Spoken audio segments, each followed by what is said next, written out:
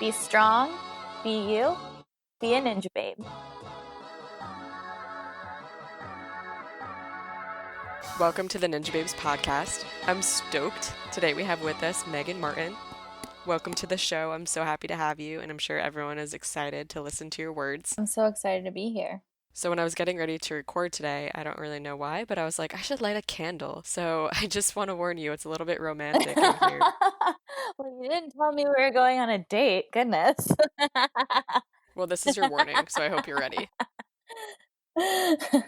Candles are the best. The only thing with candles is I'm that person that leaves the house and I'm like, wait, did I blow out the candle? And then I like turn around and come back home because I'm terrified that maybe I didn't and maybe I'd light the house on fire. That's pretty worth it to just double check. It is. It is. We have incense sometimes, and my boyfriend's like, I mean, I don't think that would even burn down the house anyway, so I don't know why you drive back. It's like, okay, well, just being careful. Yeah, girl, I've definitely had that happen before, or it's like you leave the house and you think the straightener's still on. I've had to like text my roommate and be like, please go in my room and look. But one time, I remember in high school it happened where I left a straightener on Mm, and I came back several hours later and it had like melted like this no, plastic thing that it was on my dresser and I was just like, oh no. that sucks. My straightener turns off after no one uses it for a while. I think they started doing that though a while ago for that straightener. It's definitely helpful because then you're like, oh, whatever. If I forgot, it's gonna turn off. Wow, that's so good though. Like I need that. I definitely need that in my life. So here's a random fact for you. Last week I was in Vegas and I was in the car with Megan Johnson and Kyle Soderman and I had these carrots and I was eating them. And Megan, who's a medical student, she looked over at me and she was like, hey, did you know that if you bit into your finger as hard as you bite into a carrot stick, you could actually bite the tip of your finger off? Oh my And I was like, gosh. what? Are you kidding me? That is disgusting. Ew. That's so gross. And scary. What if you accidentally, like, bit your Yeah, it's finger? scary. But then Kyle Soderman was like, oh, what? That's disgusting. And he was like, grabs a carrot and he was like, let's play What Are the Odds? And so he had like the carrot stick in one hand and then his finger pointing out like on the other hand. And he was like, okay, what are the odds that you close your eyes and I mix up these hands and you don't know which one's the carrot stick and which one's my finger and you just bite as hard as you can? Oh my gosh. That's And funny. so I don't even know what number I Oh, picked, that's but we played and hilarious. then Oh my gosh. tried to do it and it was just hilarious. I chose the carrot. I chose wisely. So no fingers were bitten off. I want to give a huge thank you to our sponsor, Sleepovation. They are just an incredibly fun company that loves working with ninjas. If you haven't seen it yet, there is a commercial that's out solely featuring ninjas from the Baltimore region, and it's pretty hilarious and just so much fun. If you don't know anything about Sleepovation yet, Sleepovation is a mattress company, and their mattresses are like no other. There are literally 700 tiny mattresses in one in the bed that you sleep on.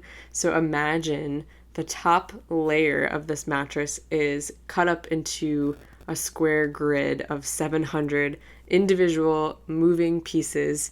Each piece is attached to a spring inside of the mattress, so they don't fall off, but they are very movable. So it's just such a comfortable and unique sleep because of the support that you get from the mattress, but the way that the individual pieces will move with the movement of your body is just so comfortable, and I love it. I love mine. I sleep on it every night, and I miss it when I'm not home.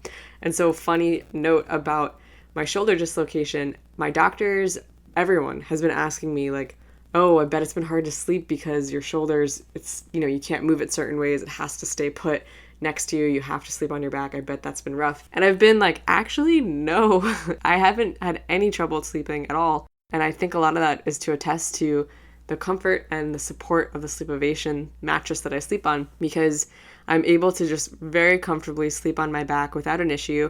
And when I sleep on my back on that mattress, I don't roll around, I don't toss and turn. So it's very easy to keep my arms safely at my side while I'm sleeping, and I really appreciate that. So like I said, Sleepovation is a sponsor of the Ninjababes podcast, and we are so thankful to them. So, an easy way to check out their mattresses is by using the link right here in the show notes of the episode or from the YouTube channel. Head on over to sleepovation.com and use code Ninjababes, all capital, for $450 off your order. The Ninjababes discount is always $50 more than the current promotion on the website, so it's pretty cool. Sleepovation are a huge supporter of Ninjababes. We also have some great events coming up in July. If you are in the Massachusetts area, there is going to be a Ninjababes Mind and Body workshop happening at Ultimate Obstacles on July 19th. There's more info about that on the website, and there'll be more details coming to the website soon. Also, in New Jersey, we have a Ninjababes event group that basically is a discussion and events group page in order for us to securely post details about local hangouts coming out. So these aren't public events at gyms. These are more so exclusive Ninjababe hangouts meant to be bonding and just fun events for girls in our area. So if you would like to be a part of one of those Facebook groups, you can head on over to the Ninjababes on Facebook, like the page, and then you'll be able to request access to the Philly, New York City Ninjababes hangout group. And we have a beach trip coming up soon, so definitely join if you are in the area and you'd like to take part in that. And if you're not in the New Jersey, New York City, Philly area, definitely throw us an email at theninjababes@gmail.com and tell us where you're located, and if you'd like to start having events in your area, we can begin to organize those and get a group happening in your city. So you've been on American Ninja Warrior for 6 seasons. It's crazy to me to like think how you've seen such a span of like the community grow and the show grow. Like you feel like wise. Not really. I mean, I think I would have felt more like I watched the Japanese show in high school, but I never watched the actual ANW show. So when I decided to go on it, I didn't really know what I was getting into. So I feel like if I had been watching it prior, I would maybe feel wiser, but instead I like got there and I was like, I don't like we're staying overnight. What's happening? Like we're going to be here all night. It's outside. I don't think I'm prepared for this. Like I almost turned around and was like, I'm not doing it. So yeah, I didn't really know. And when I completed the qualifier my first year, I just remember like Casey running over and giving me a huge hug, and I actually had no idea who she was because I didn't watch the show. So I was just like really confused about what was happening. So I don't know. I mean, I have seen it grow from there, obviously, and it's definitely gotten bigger and bigger every year. More and more people. But yeah, I don't know. It was such a foreign thing when I started. So I don't know how much insight I actually have, I think, unfortunately. all right, well, we won't tell anyone because Or you can tell them. I don't care. no, oh, don't worry, I will. But it's just like, I feel like everybody, though, their first year, no matter what, like has that experience of like, what is going on? No one told me it's going to get this Yeah. cold, like all of that. Yeah. Yeah, it's definitely quite the like initiation experience your first year. Well, and if you're not, unless you're like testing your first year, you really just don't know what's happening. I think that that's the only way you can kind of have an idea of what's happening. And like that's definitely changed so much, right? Like every year there's more and more people they're testing for each city, and it's kind of become like even a thing in and of itself, right? Like some people might even prefer to just test, and like someone like Kyle Soderman is like tester number one, you know?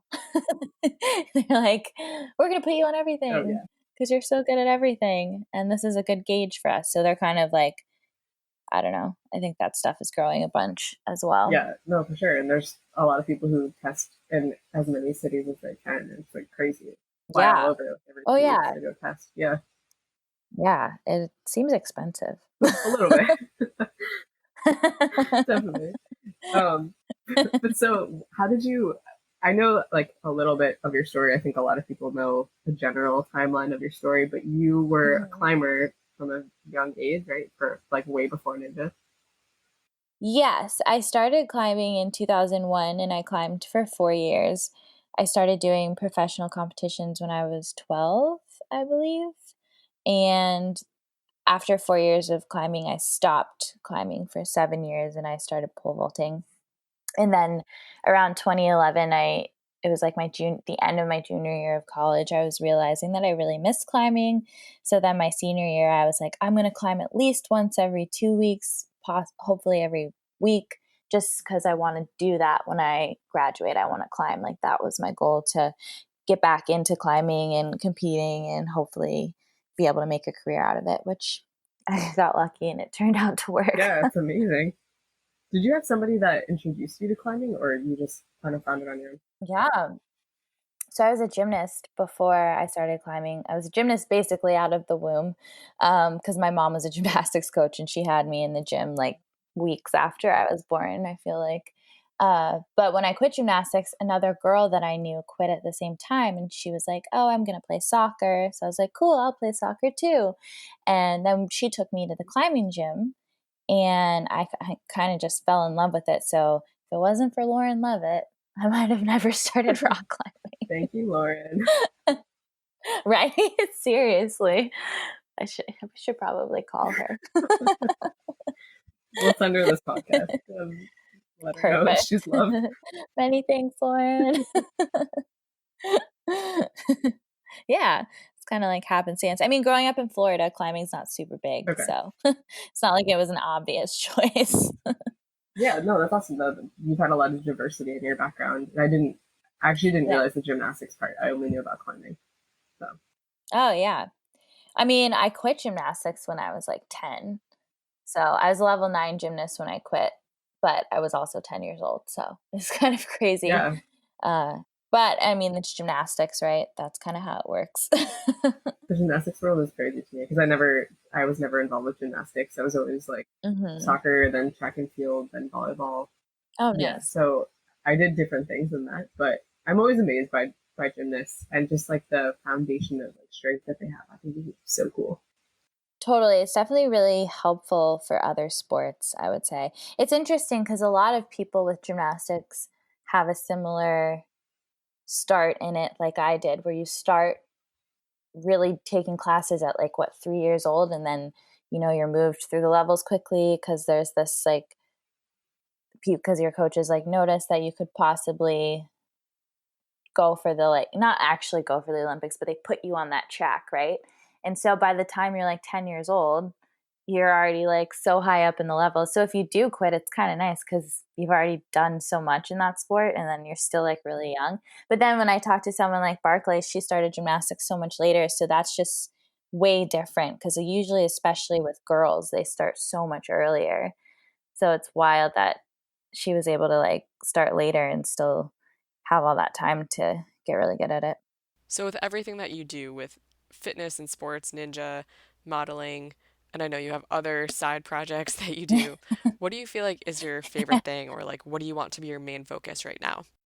I definitely really do like modeling. It's definitely really fun for me. I just started commentating recently, which has been awesome. I've always seen myself as having a career in front of a camera. So ever since I was little, I wanted to be an actress, and the hosting stuff and commentating stuff seems to be a nice direction to go in as well, especially having already been on TV and somewhat having a bit of a name or whatever, or some people kind of knowing who you are a little bit can be helpful to like kind of get into that career a bit. But in my perfect world, I would get to be an actress.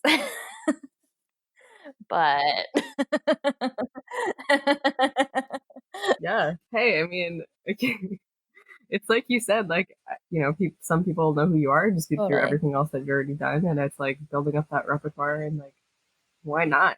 Why shouldn't you be an actress? Like, Yeah, right. But I do really enjoy commentating as well. It's been really fun getting to see how far climbing has come and to be a part of it from a media perspective now is really cool. And climbing is just awesome in general because just because I'm commentating at these specific competitions, it doesn't mean I'm not doing any competitions. There's still other competition series that I can do, which is mhm. really cool. And then obviously, like climbing outside can become more of a focus, which has never been something I've really focused too much of my time on. So that's like another cool thing to get to experience. There's so many like layers with climbing. It's like Shrek said, ogres are like onions. Maybe climbing's like an onion. I don't know. Although that would really suck if you're climbing and your eyes were like burning and searing.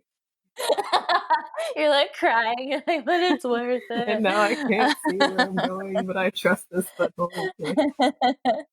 Right. Um, and like with Ninja Warrior, my ideal involvement in that would be to be someone like the Mhm. sideline host. Like when I heard that they were trying to find somebody new, I was like hoping I could somehow get in there, which didn't work, but whatever. Zuri's really cool, and maybe one day she'll retire, so maybe there will be another opening there. But also the athlete in me, like there's still a lot of things on Ninja Warrior that I haven't done yet that I would Mhm. like to do. So there's also that. Yeah, everything comes in its due time. Exactly. And everything happens for a reason, even if you don't get it. Yeah, actually, me and Angela Gargano talk about this very topic a lot. And, for her last year in Philadelphia, she tore her ACL on the course during qualifying, and she would have made it to city finals if she wasn't injured, but there was no way she could keep going. Um, but, things Mhm. happen sometimes, and you're like, why? Like, why me? Why now? Why is this happening to me? And it Yeah, feels like such a setback or a disappointment or a frustration, or it just like completely thwarts your plans. But, I've seen for Angela how that experience, though it was like awful, what's come out of it is amazing. And opportunities that she's getting now and ways that mhm, she's able to help people is just so incredible and so inspiring.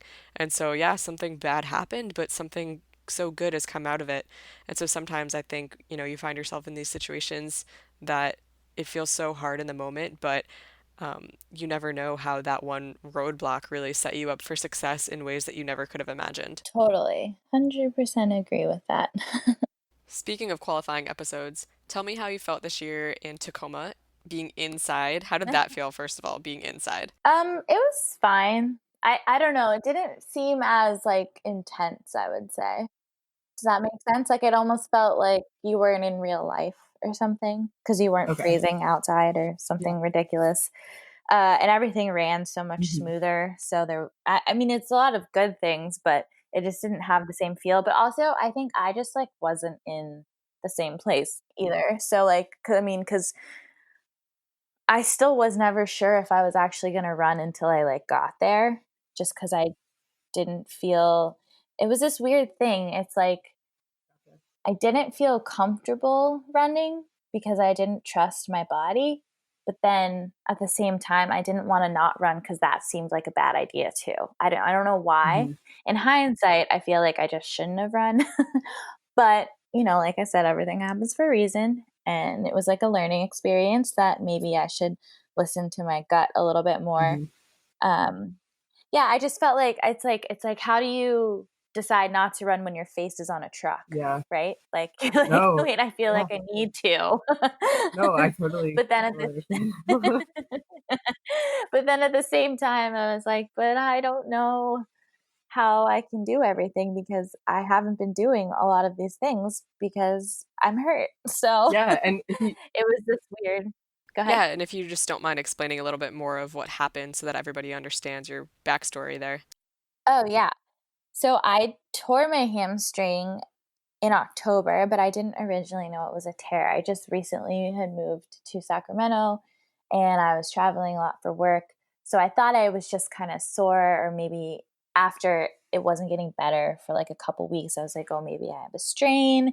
And, I know a lot of physical therapists that live other places and they were telling me things. Or like someone who's a massage therapist is like, oh, maybe you're just tight here. You kind of listen to all these people without actually finding somebody who can really check you out or whatever. So I didn't get checked out until around February or March. I found a PT through Anna Shoemaker, actually, which was super helpful. And my PT thought originally that it was a strain in my hamstring. And then once he did an ultrasound, he saw that I had a tear in the muscle. And so we kind of changed our whole approach. He knew that I had a climbing competition in April and then the qualifier for Ninja in May. So the goal was to like do easy stuff, but like I wasn't even allowed to, like I could do upper body stuff, but I wasn't allowed to like try a wall. I wasn't running. And here I've been doing like consistent cardio for the last 3 years, and I hadn't actually done consistent cardio since May the year before, because right before Vegas last year, I sprained my ankle. And then once that healed, I hurt my hamstring, and it was all on the same side. So I think they were all connected. But anyway, super out of whack, like new city, like just not sure everything's working properly, trying to like manage this injury. So after Tacoma, my PT really wanted me to go to the doctor because he felt like things were just not healing as quickly as he wanted them to. So I finally went to the doctor, and he took an ultrasound and saw that there was a tear in my muscle, but then also up at my attachment in my tendon, there was a tear. So he suggested I do PRP injections, which are platelet-rich plasma injections. So you like get your blood drawn, and then they spin it, and then they inject it into your injury. And I had 3 injections in the muscle and 1 in the tendon, and it was the Oh, most painful thing that I've ever had done, and I had no idea it was gonna no. hurt so bad. It's actually, like, kind of funny now thinking about it, but I was, like, Oh, shocked wow. that it was so painful. Um, so then I spent, like, 2 weeks on crutches, and, now I'm back in PT, but slowly getting back into it. I'm not allowed to start climbing until July, which is actually only about a week away. So I'm psyched because I'm so bored. So, so bored. I go into the gym to do like hangboarding and campusing, and I'm like, oh my gosh, this is just not that fun. I like don't even look happy when I'm there generally because I just really I'm watching like other people climb, but I can't watch Yeah. too long because otherwise I just really want to climb. I don't know. I've never had to take a break like this, um, which is I think part of it because especially starting in gymnastics, it was always like, oh, you're fine, right? Like something hurts, you're fine, you'll get over it. And that's kind of been my approach for the rest of my life with injuries. So this one was weird that it wasn't working and healing. So, I mean, I think it was a good sign to listen to. I just probably should have listened to it earlier, but now I know. So in the future. I've had my fair share of injuries, so I know it's no fun doing, boring conditioning work or, it's hard. Like you hurt your ankle and then you're like, okay, well, I'm just going to focus on upper body for a while. But it's hard to be patient sometimes. And I think ninjas get bored easily and we want to just fly through the air and do all the things that we normally can do. And it can be tough to Mm. scale back. Yeah, right? And then there's also that mind game of you replaying the day that it happened and like wondering if you could have prevented it somehow and like just asking yourself Mhm. why, like why did this happen? Yeah, no, I mean, for me, like, I remember the day it happened in the gym, and I was like, "Oh, that was weird," and then I, like, climbed again that week and then went to a competition that weekend, and I was like, "What like, why did I do that? That was so stupid." I probably just made it so much worse. The only real sign that I have that it's working is that now when I reach down to touch my toes, I don't have this, like, sharp shooting pain in my hamstring. Um, but other than that, I don't really know because I haven't been like testing it so much. Like I just started doing squats with like a 26-pound kettlebell, but like not even squatting all the way down. Like I squat and sit down on like a bench and then stand back up. So it's just like super light rehab still. So and talking to the doctor and the PT and them saying that the tissue is looking better and like all that stuff. But otherwise, I can't really tell. But in the next few weeks, I should be able to tell a bit more. Is there anything specific that you like to do for self-care or just recovery? When I lived in Colorado, I used to get massages pretty frequently, and I think that's something that I need to start doing again just because you push your body so much and like it's really helpful that kind of release. And then like stretching more, I feel like as I get older, I always think I should stretch more because it really does make a difference with keeping your muscles loose and ready to go. I've started like looking into other things too. Like there's no real answer to whether or not like taking collagen is actually helpful, but people seem to think it can't hurt. So why not in case it does actually help just for your muscles and tendons?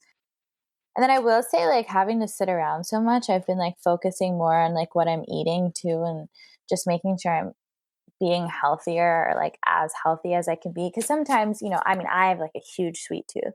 So, when you're working out all those hours, it's like, whatever, like, I can have ice cream every day, it's fine.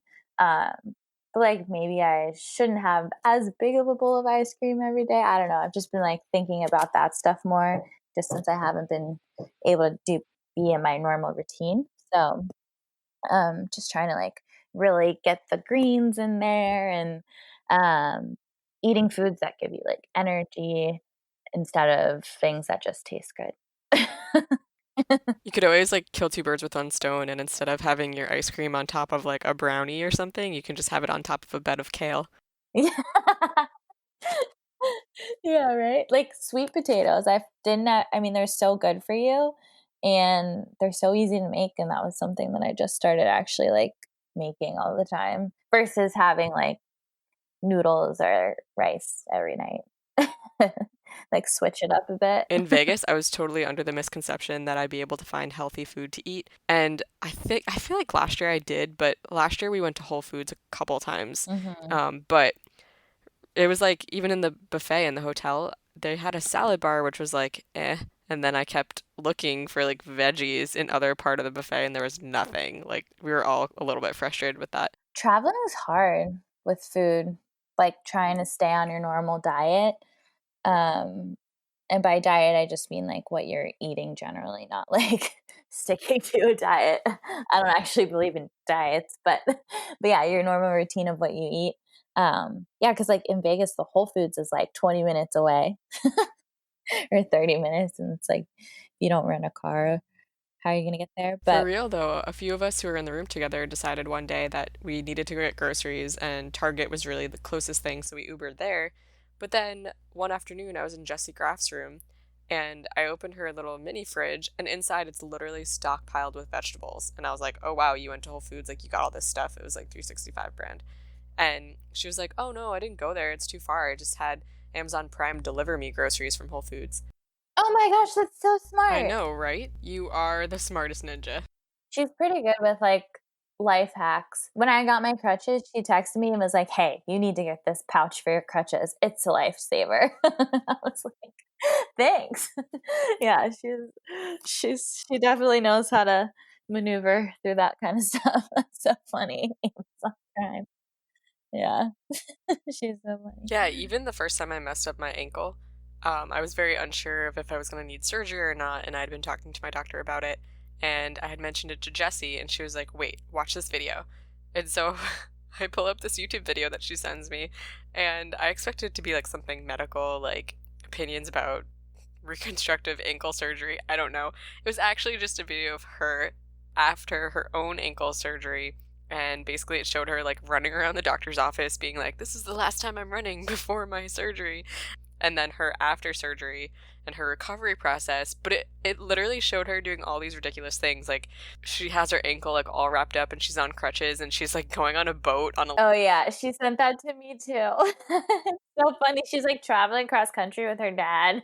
She goes, just so you know, if you crutch a mile in the sand, you're gonna need to get the little pegs at the bottom replaced, the rubber thing." I was like, "Oh, I don't think I'm gonna be doing that." But good to know. Oh, ninjas. So, what do you have coming up for this summer? Yeah, other than that, just trying to get healthy and get back on my normal routine. And in reality, I just, like, don't want another round of injections because they were so painful, so trying to listen to the doctor. Yeah, I had no idea those were painful. Well, I didn't either. My PT literally was like, "They can be uncomfortable," and I was like, "Okay." So I walked in there thinking, "Oh, this isn't gonna be that bad," and then the doctor turns around and he's like, "Which one do you want first?" And I was like, "Well, which one hurts the most?" And he was like, "Well, definitely the tendon." So I was like, "I'll start with the tendon." And I was like, "When you say hurts, like, how bad?" He was like, "Could be pretty bad." And the needle is, like, huge. So have you ever had dry needling? Okay, so you know in dry needling, when they hit the spot that hurts, like, it hurts pretty bad for a second, right? So imagine that with, like, a bigger needle, and then once they're in the spot, they stay in the spot, and then they inject all of that plasma in add all this pressure as they're doing it, and it takes, like, a minute and a half to 2 minutes or something in each injection. That's the best way I can describe it, yeah. It's kinda cool, though, watching it because you can see because they use the ultrasound while they're doing it, so you can see what's happening in front of you, um, which I barely noticed. Like, I remember noticing at first and then being too I was, like, holding the table and, like, closing my eyes and trying to breathe, so I didn't watch for very long, but I feel like that's kind of how a good analogy of how it feels.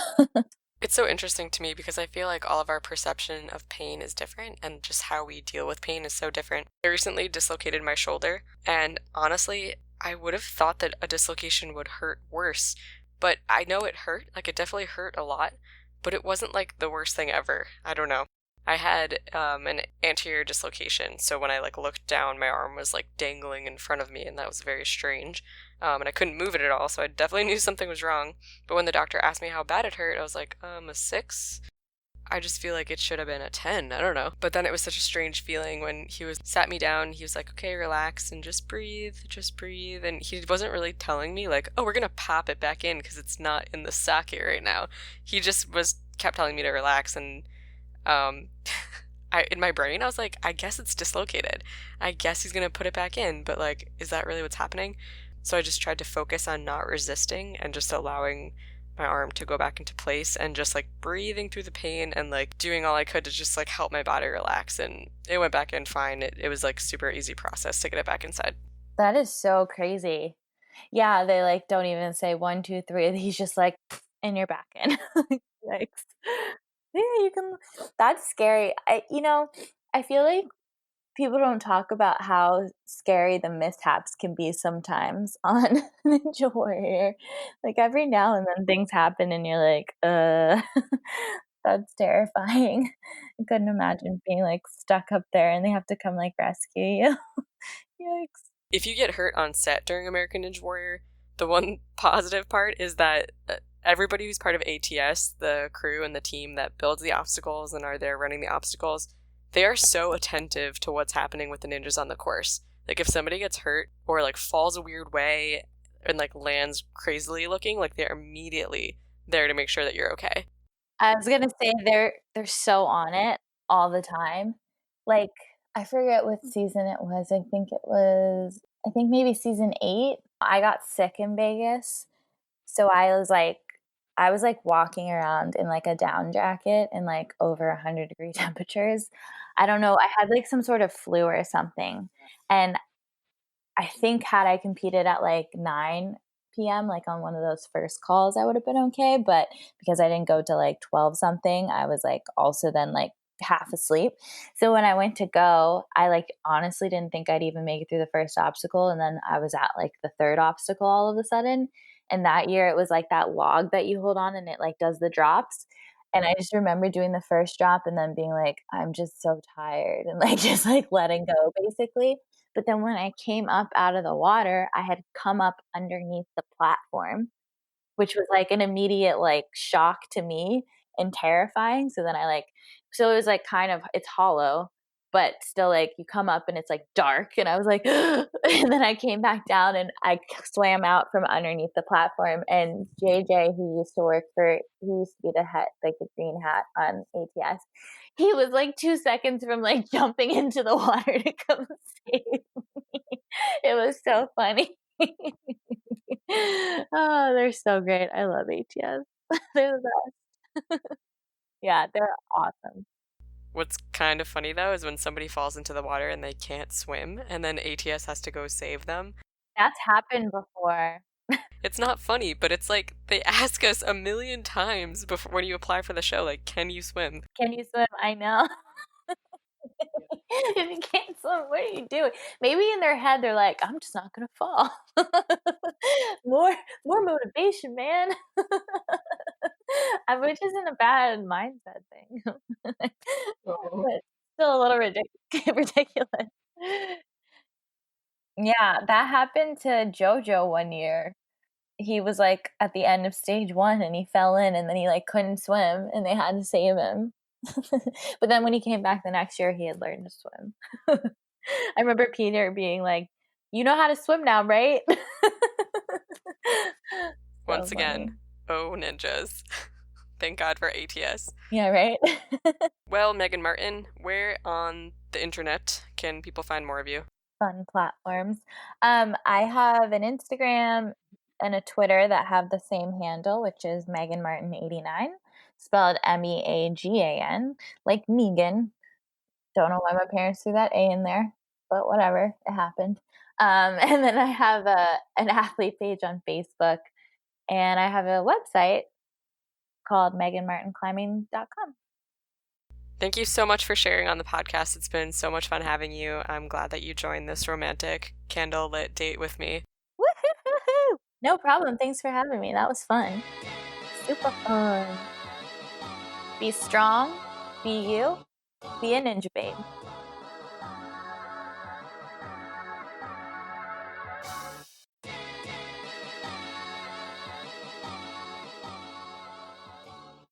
That is disgusting. Ew. That's so gross.